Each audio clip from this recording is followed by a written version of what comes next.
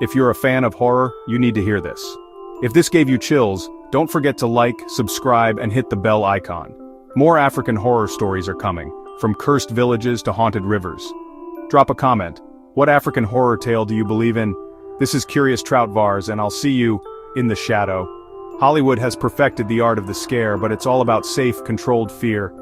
We sit in dark theaters knowing the monsters are just special effects. The tricks, jump scares, creepy dolls, shadows, work because they tap into our primal instincts, but we know it's all make-believe.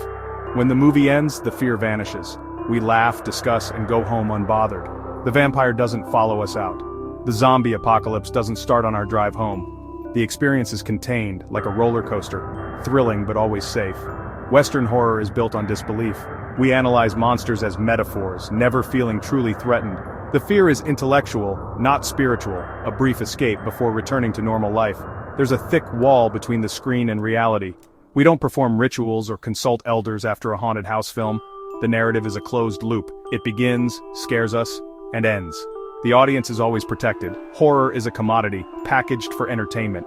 It's designed to be thrilling but ultimately harmless. Hollywood horror is a ghost train that always brings you safely back. The fear is fun, fleeting, and easily left behind. African horror is something deeper.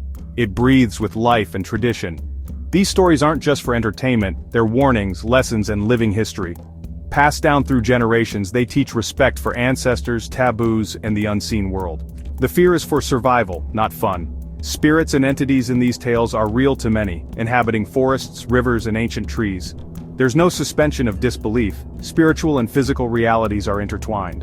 The stories are a moral compass, guiding behavior and reinforcing values. A river spirit punishing greed, or a vengeful ghost seeking justice are more than scary tales. They're lessons. Horror here is a tool for teaching and maintaining balance between worlds. Engaging with African horror means engaging with a living tradition. The fear is profound, lingering, and rooted in real-world consequences. It's the fear of transgression, of upsetting ancient forces. These stories are alive, and they watch you too.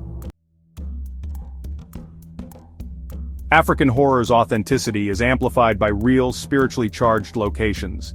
Filmmakers shoot in sacred groves and ancient forests, not just for atmosphere, but to honor the power of place. Elders and spiritual leaders are consulted. Rituals and blessings are performed before filming. The cast and crew step into spaces with their own history and rules, often feeling genuine unease. The environment becomes a character, its energy infusing the story with real tension. The audience senses the terror isn't entirely manufactured, it's rooted in a place with spiritual weight. When a character is warned about a forest, it's not just a plot device, it reflects real beliefs. Filmmaking becomes a communion with the unseen world, making the horror immediate and tangible. The result? A more powerful, resonant, and frightening experience. Hollywood loves jump scares, but African horror is built on the weight of consequences. The terror comes from breaking spiritual laws and facing real, irreversible repercussions. Fear isn't in the boo, but in the realization, what have I done? Taboos are sacred boundaries. Crossing them invites chaos for individuals and communities. Stories often show characters suffering for their transgressions, illness, curses, or hauntings. Ancestral justice is central. Ancestors are guardians, demanding respect and moral order. Horror emerges from generational curses, bad luck, or hauntings that won't end until wrongs are righted. The fear is personal, moral, and inescapable, rooted in accountability to the past. You can't run from a curse, the imbalance must be corrected through rituals or atonement. Resolution isn't about defeating a monster but restoring harmony. This makes African horror psychologically complex and haunting. It follows you, tied to your soul.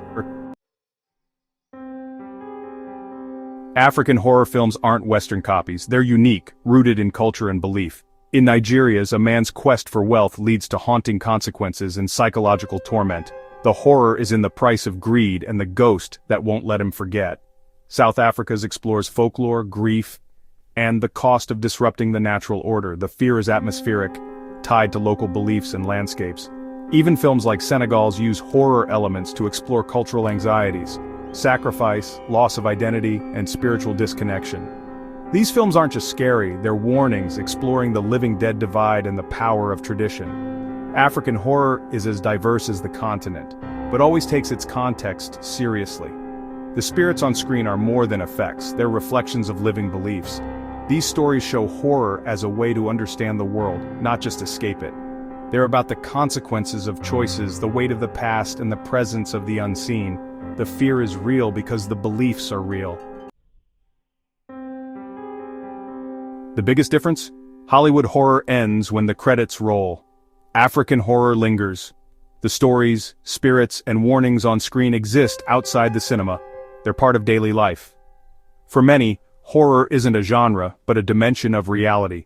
Spiritual beliefs shape decisions, rituals, and social behavior. The fear of witchcraft or vengeful ghosts has real consequences. Burial rites, rituals, and taboos matter.